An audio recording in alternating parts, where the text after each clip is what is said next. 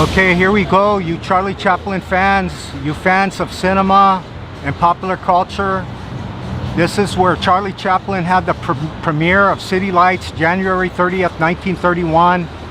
And his guest was Albert Einstein and his wife Elsa. This is where they had the premiere, and they pulled up, and all the lights and the red carpets at 615 South Broadway. On the Great White Way on the Pacific Coast. Okay, this was the last movie palace built on Broadway.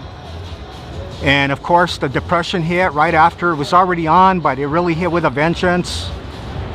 And people that I met, they said Los Angeles, Hollywood, they didn't really suffer like most of the country, but they still had an effect on the cinema going at the time.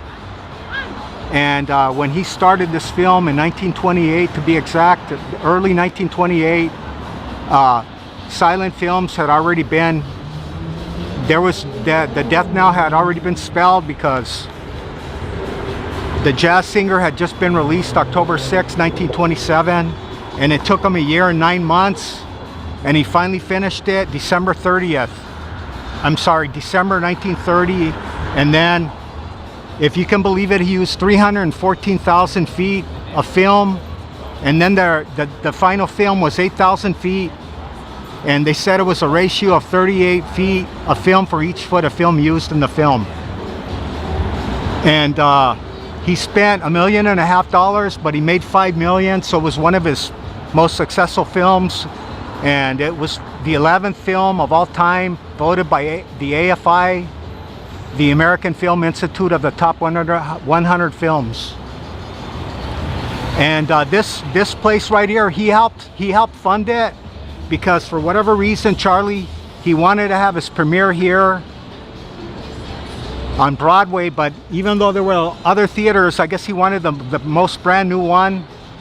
And he helped fund it, and they had less than 30 days. It still wasn't finished, so they said that, I don't know if it's possible, but they said that they built the whole thing off-site, and they slotted the whole thing in between those two adjacent buildings. What a feat of engineering. It's amazing that they could have done that back then. But this is where he wanted his premiere.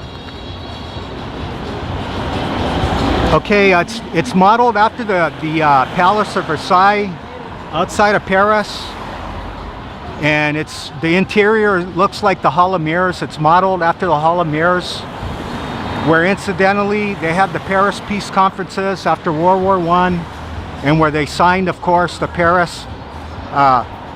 Treaty of Versailles on 28th of June 1919, which of course precipitated the Second World War. Okay, let's go up. Let's get a shot of that great mosaic in the front. And I'm sorry, too bad this music's on.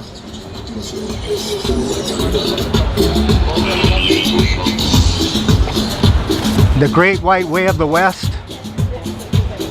And then movie going didn't take off again until the World War, when all the soldiers were milling about by the thousands, coming back to downtown for all the clubs on Main Street, all the cinema, of course, here on Broadway. And a lot of these theaters were open in the 80s. That was the last time I got to go in them. And here you go. Get a shot of that fleur-de-lis, the French sign of monarchy. And of course the filigree. And there you go. French Baroque, 2,000 seat movie palace.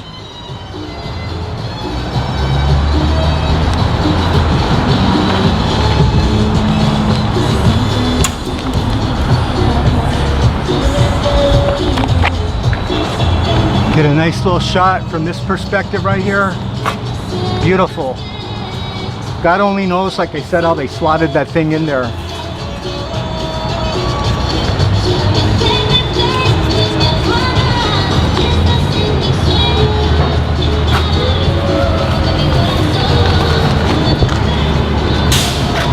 Okay, I just want to say that the film New York, New York by Martin Scorsese was filmed here in 1977.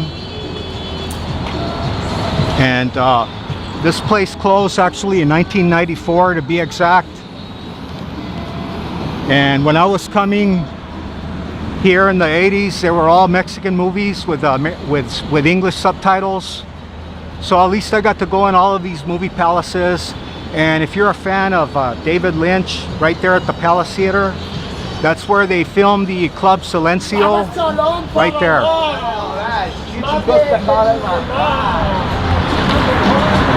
Okay, well, Charlie, thank you for all the happiness that you brought to the world.